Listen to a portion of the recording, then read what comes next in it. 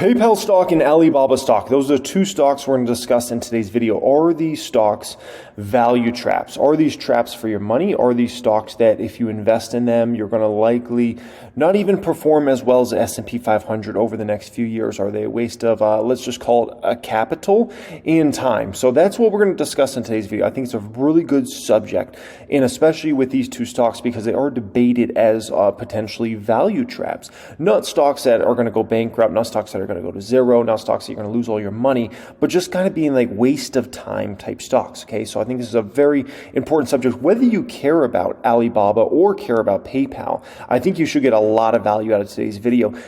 So I appreciate everybody joining me for this one. I think you should get a tremendous amount of value. I've invested in plenty of value trap companies over the past 15 years, and it's a very important subject that you understand on a pretty deep level on what actually makes a value trap stock versus not. Okay, so let's go ahead and start getting through this. I appreciate everybody for being here. I appreciate you being subscribed to the channel as always. Okay, so a value trap, as discussed by many people, a value trap is a stock that looks like it's a great deal but really isn't. The stock may look like a bargain because the company is trading at a low multiple, such as PE ratio, forward PE, could be low price to book value. With a value trap, these low multiples are also taken at face value without enough long-term or universal context to realize that you're falling into a trap. Now, one of the biggest telltale signs of value traps are companies that their revenues are going down or are going to continue to, let's just call it, go down over time, and the company's revenues are going to start going negative. This is something I've seen a lot of times with value trap type companies. It looks cheap. You're like, oh my gosh, the stock's trading at a 9 PE ratio and the market in general is trading at an 18. Oh my gosh, I'm getting such a great deal. Well, if the company's revenues are going to go down and down and down over the coming years, then you might actually be paying a forward PE that's much higher than 9. Maybe in 2 years from now, the company's actually much less profitable than they are today, right? And they also have much less revenues as well. So this is something that usually is a sign of, let's call it a value trap stock, right?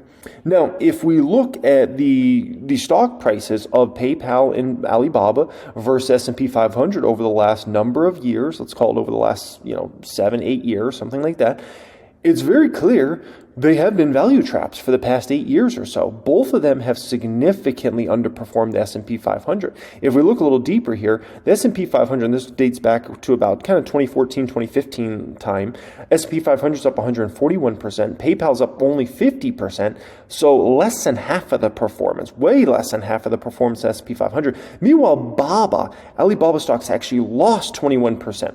So not only did you way underperform just the stock market in general if you just invest in an index fund, but not only that, you also lost money. Like, that's crazy to think about, right? So clearly these two stocks have been, let's just call it what it is, they've been bum stocks over the past, let's call it 7 or 8 years. That's the bottom line with that, right?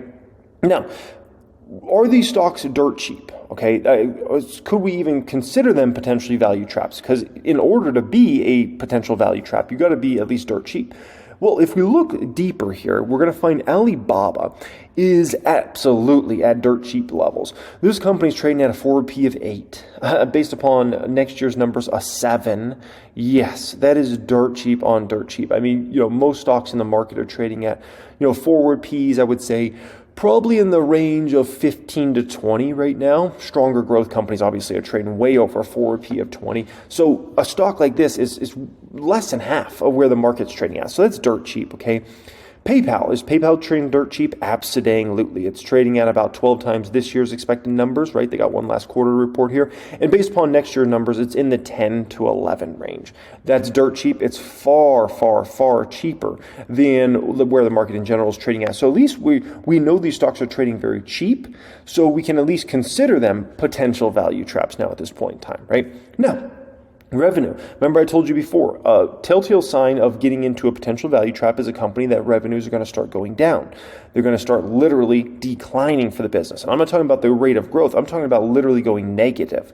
So like, 5% revenues down, 10% revenues down year over year. So where are the revenues expected to be at for these companies? Alibaba is expected to have about 7% revenue growth, then about 8% revenue growth the following year, 8.5%. So If they can do that, then this doesn't seem like nearly as much of a value trap as long as they can put up that sort of growth. That's nice growth. Is it double-digit growth? No. But 7-8% growth is still very nice. And if you can do that as a company over time, you're going to do very well for yourself. If we look at PayPal, same exact thing. 7 to 8% growth expected over these next few years. That's nice, solid growth. So if you're putting up those sorts of growth rates, you can't really fall into the value trap category unless your profitability erodes in a massive way, which means your spending went out of control or something like that. But the only way your spending is usually going to go out of control is if you recognize some sort of epic revenue opportunity. Usually companies that are great companies, which Alibaba and PayPal are great traditional companies if you look at the way they grow their business over the past 10, 20 years. These sorts of companies are not going to let their costs get way out of hand unless there's some huge revenue opportunity on the other side, right? Now, if we look at Baba, there's something very interesting that's going on with the business model that you have to understand. There's a change of the shareholder base going on right now, okay? Alibaba was an extremely strong revenue growth company for years.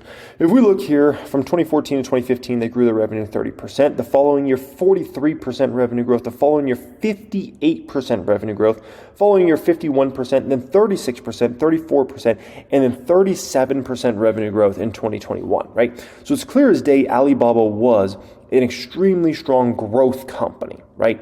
Now, we just talked about Alibaba potentially growing in the 7 to 8% range. That's a fundamental shift in terms of your growth rates, right? When you're used to a company growing 30 to potentially up to 60% to 7 to 8%, yeah, you're going to have a change in the shareholder base of people that are attracted to a stock like that. If we look at PayPal over the years, it was a very strong growth company, not nearly as strong as Alibaba, but it was still very strong, right? From 2014 to 2015, they grew revenues 15%. 15 to 16, they grew 17% revenues. 16 to 17, they grew revenues 20%. Then 18% revenue growth, 15% revenue growth, 20% and 18% revenue growth in 2021. And once again, we're talking about a 7 to 8% revenue growth opportunity now for PayPal it's looking like. Now, keep in mind, these are analyst estimates, so they're not guaranteed. PayPal could grow much slower than this. PayPal could grow much faster than this. Just a little food for thought in regards to that. But the bottom line is the growth rates that PayPal expect over the next couple of years are not what they were in the last decade when this company was extremely strong growth. Okay, bottom line in regards to that. Now, both these stocks are at what I call a very awkward phase in their companies, in regards to their stock prices specifically. They're going from growth stocks to value stocks. And those are two very different shareholder bases. A shareholder base that, there's two frames of mind to keep in mind here, okay? One is the shareholder base, and the second is what you're willing to pay for a company. So let's address the second one first, then we'll go to the first one. The second part, if a company's growing revenues 30, 40, 50%, a lot of times people aren't even worried about PE ratios. They just want in. They're just like, this company's putting up ridiculous growth. I don't care what the valuation is. I want in this stock. That's very different than if you're growing revenue 7 to 8%, let's say, for instance. Because if you're talking about a company that's growing revenues in the 5 to 10% range, you better care about valuation. You better care about forward PE. You better care about trailing 12-month PE. Those sorts of metrics all of a sudden are extremely important to you. So now, suddenly, everybody cares about valuation with these stocks versus back in the day, no one really cared about valuation because the growth was just so parabolic. It's like, who cares? I just need in this. If a company's growing those sorts of growth rates, 30, 40, 50%, like an Alibaba was, for instance, people don't care about valuation. They just want in, okay? The second component, which was the first component really, it has to do with the shareholder bases. You go from a growth investor shareholder base to a value investor shareholder base, and there's an awkward time that goes in there, right? Because the growth investors, they start to see all the growth go bye-bye, right? Which is obviously what has transpired in PayPal stock and Alibaba stock over the past 2 years, 2022 and 2023. The growth investors left both of those stocks, and they're saying, we want out. These companies don't have the growth they used to have. They don't want to be in a PayPal that has 7% growth. They don't want to be in an Alibaba that has 7% growth. They liked it when PayPal had 15% growth. They liked it when Alibaba had 30% growth. So those shareholders sell out. It takes a while for them all to dump. I mean, it takes them 2 years pretty much to get out of those stocks, to move out, right? Meanwhile, the value investor base, they're very patient. They take their time with these, and they wait for the risk reward to be so dang attractive that then they start buying in and buying in. But it's a transitionary period. It doesn't happen overnight, because a lot of times people, when they think about a stock, like if a value investor looked at Alibaba, 3 years ago, right? Their mindset's already thinking about Alibaba as this crazy growth company that trades at crazy multiples and all those sorts of things, right? And if they looked at PayPal 3 years ago, same exact thing. They're mentally, there's like a block there that's just like, oh, PayPal's some crazy growth company that's trades at ridiculous multiples, because PayPal did used to trade at extremely high price to sales ratios, extremely high PE ratios, forward PE ratios, all those sorts of things. It used to trade extremely high. So the value investor base first has to get that old thought process in, like, their brains kind of being brainwashed to think, oh, those are extremely overvalued stocks that are trading at ridiculous valuations, to then saying, oh, wait a minute, these are actually stocks I should take a peek at. And oh my gosh, they're actually trading very, very cheap now. So then they start doing their research and they kind of go from there. But it's a process. And it usually takes, several years to convert a shareholder base from being that growth investor shareholder base to a value investor shareholder base. It's an awkward stage to go through. I've seen a lot of stocks go through it over time. And it's a process that just has to be kind of worked through. And that's part of the process that's being worked through on both PayPal and Alibaba stocks right now, right? Apple. If we looked at, the granddaddy of them all, Apple, right? The most respected stock in the entire stock market over the past 20 years, right? Apple. This was a company that was insane growth for so many years, basically in the Steve Jobs era, right? Which, 15% growth, 44% revenue growth, 65% revenue growth. You can't even imagine these sorts of numbers nowadays for Apple. Apple's just fortunate to even get any growth in their business model. But these sorts of growth rates back in the day under the Steve Jobs era were just, they were just astronomical. Look at 2010, for instance, nearly 72% revenue growth for Apple in 2010. Just insane, right? In that whole period from 2003 all the way to 2015, they only had one year where they grew less than 10%. And that was in 2013, they grew 5.6%. It's just crazy growth for that company. But then the stock, let's just call it, the revenue growth, slowed over the coming years. And the stock actually had a tough 2015 and tough 2018. And Apple stock miraculously went down 2 out of 4 years, which that was thought of impossible before. Look at the stock price performance of Apple by year. 2003, 49%, 2004, 200%, 2005, 123% return. These are year by year. Just ridiculous. 18%, 133%. Obviously, Apple stock crashed in the great financial crisis, but every stock crashed 50% pretty much in the great financial crisis, right? 146% return, 53%, 25%, 32%, 8%, 40%. And so then to have 2 out of 4 years where the stock was literally red was crazy that the stock was red 2 out of 4 years, 2015 and 2018. And the reason it is you had a change in the shareholder base. You had a change in the shareholder base from very growth-oriented investors who were very focused on Apple, the big growth company, the high growth company, to suddenly the value investors started to step in. And guess who bought Apple stock during this particular time? Well, I owned it for a bit during this particular time. But guess who else? Warren Buffett. Warren Buffett started building a massive stake in Apple during this time period. Warren Buffett would never have touched Apple back in these days of super high growth, right? He missed out on an opportunity, but that's not Warren Buffett's name of the game. He likes to see a company that he's confident can have consistent growth in the future, but trades cheap. And suddenly, 2015 through 2018, at different points during that time period, I remember Apple's PE ratio got all the way down to like the 10 to 12, 13 range during those years. Several different time periods for months on end during those years. And value investors said, gosh, this stock's really undervalued. I need to go ahead and step in. But it was an awkward phase to go through. And the fact that Apple was down 2 out of 4 years was pretty shocking at that time, right? Meta certainly went into that category last year, right? Meta turned from more growth-oriented investors, we're all in this talk, to all of a sudden value investors started to say, dang, Meta's trading really cheap. And Meta's my biggest position in the public account. We're now sitting on a $448,000 gain on this stock.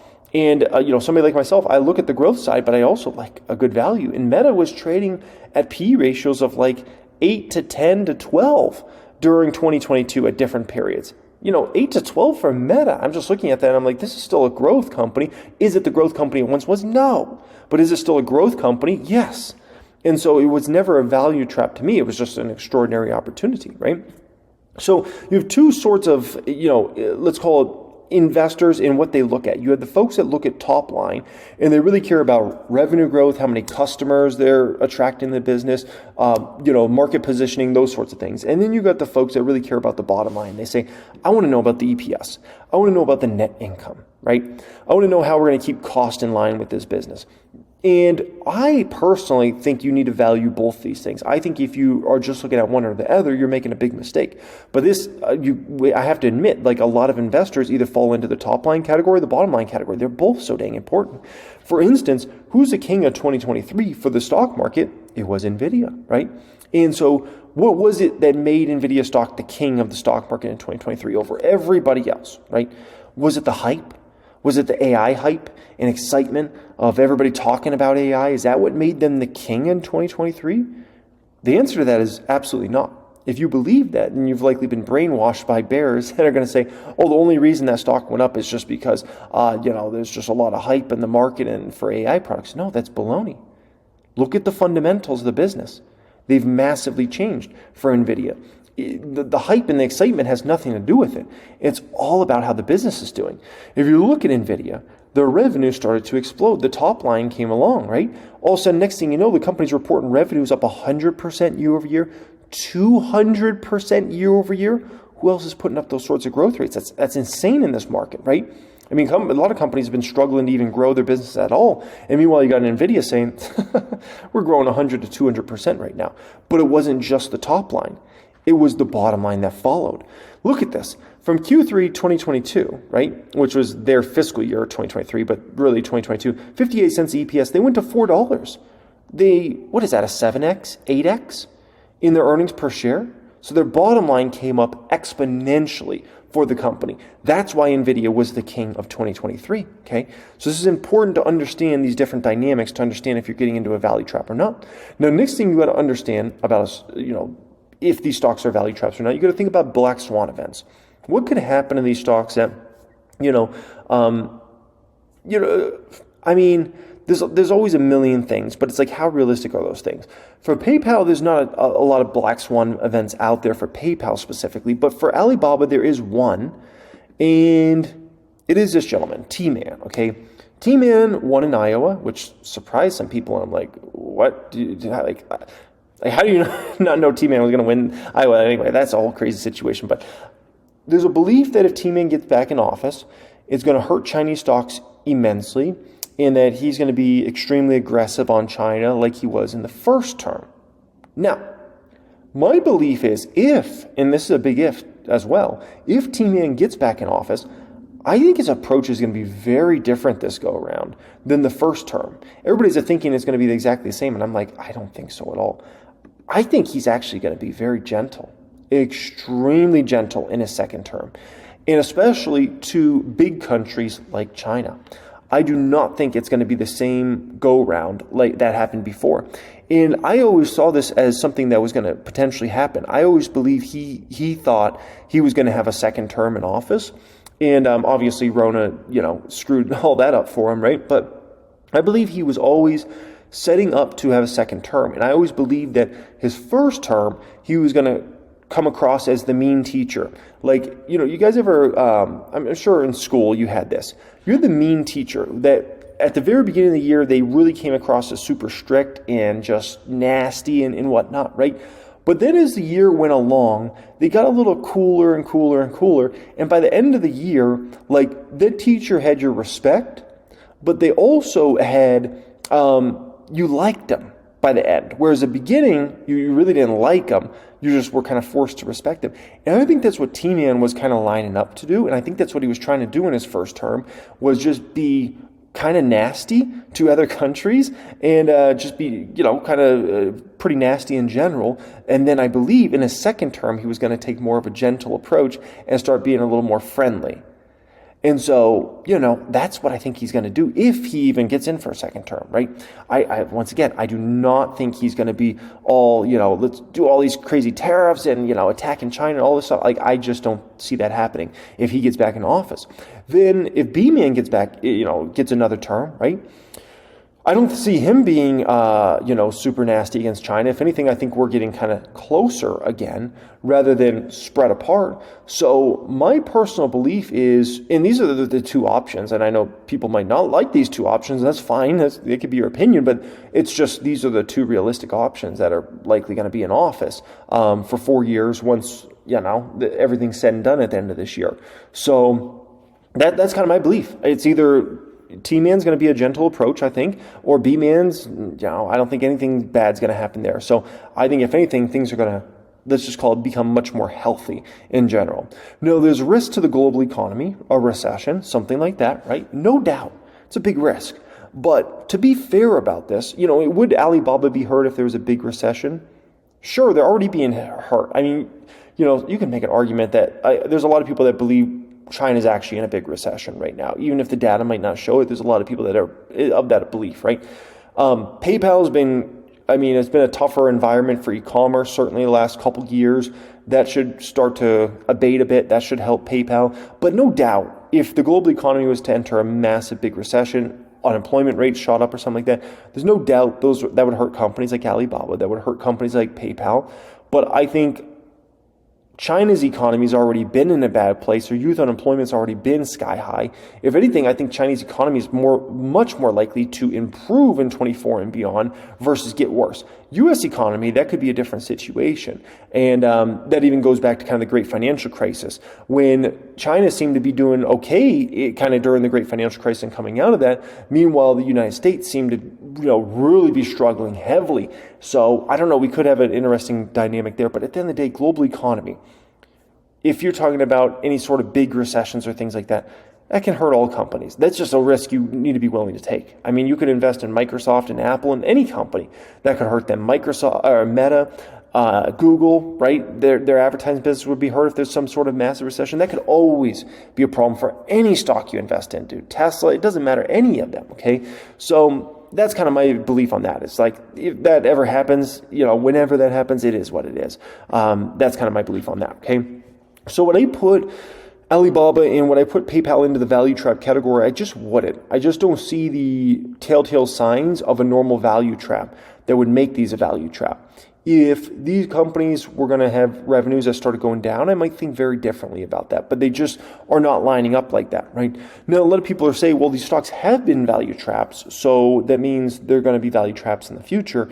And there's a great saying in the markets, past performance is no guarantee of future results. Just because these stocks have underperformed the S&P 500 and have been value traps over the past 5 to 8 years does not mean they're going to over the next 5 to 8 years. It can be a very different dynamic, right? And I'll take you back to show you this illustration a little bit here. This is PayPal and Alibaba versus S&P 500 kind of in the 2016 to 2021 range, right? Well, PayPal had returned over that time 700%. Baba had returned 179%. Meanwhile, the S&P 500 had returned 106%. So the S&P 500 was getting wrecked by those two stocks. Now, you could have looked at PayPal at that point in 2021 and Alibaba and said these are great stocks because they've outperformed the market over time, so they're going to continue to. Well, you were wrong. They were value traps at that time. Was I buying Alibaba then? Heck no. Was I buying PayPal then? Heck no. Those were value traps at that time.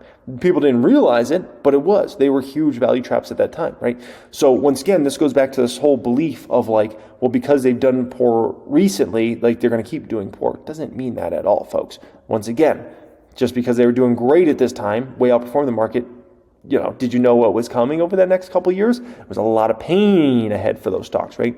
So in regards to these two stocks, there is a level of risk, right? And so I have to keep position sizing not too crazy in regards to these, right? I think there's a medium level of risk, if not low level of risk. It's certainly not no risk, right? I would say low to medium. Somewhere in there is kind of where I would put the risk profile for Alibaba and for PayPal. I think that the risk levels are probably equal with both of them. PayPal's risk levels are really around competition. Alibaba's risk levels are really around Chinese economy and kind of what happens there, plus geopolitical concerns and things like that, right? So that's kind of where I think about the risk. It's kind of low to medium in regards to these two stocks, which is very different than where it was 2-3 years ago. So my kind of belief on these stocks is, my risk is I could lose maybe 25 to 35% of my capital over the next 36 months in regards to these stocks. The reward potential is these stocks could 2x to 3x my money over the next 36 months. So the way I kind of look at that, I think it's very, very attractive. Once again, these are no like, oh, these are going to zero type stocks. There's all those stocks out there that, are huge money losers, and they're like, man, could it go to zero? It's a possibility. PayPal and Alibaba are not those companies. It's just a question of, are you going to just have your money in a dead stock for the next few years or not, right? So I look at that and I say, this is a pretty attractive risk reward here. Risk lose 25 to 35%, reward probably 2x to 3x my money. I like the reward. So if this was like a poker, I'd probably put my hand at something like a full house. Probably got a full house for a hand in regards to PayPal. Meta last year, now we're in 2024, so it was really 2022. Meta Q4 of 2022, Meta was pretty much, I would say it was either a straight flush or a royal flush. That's what Meta was at that particular time, right? I mean, that was just an extraordinary opportunity.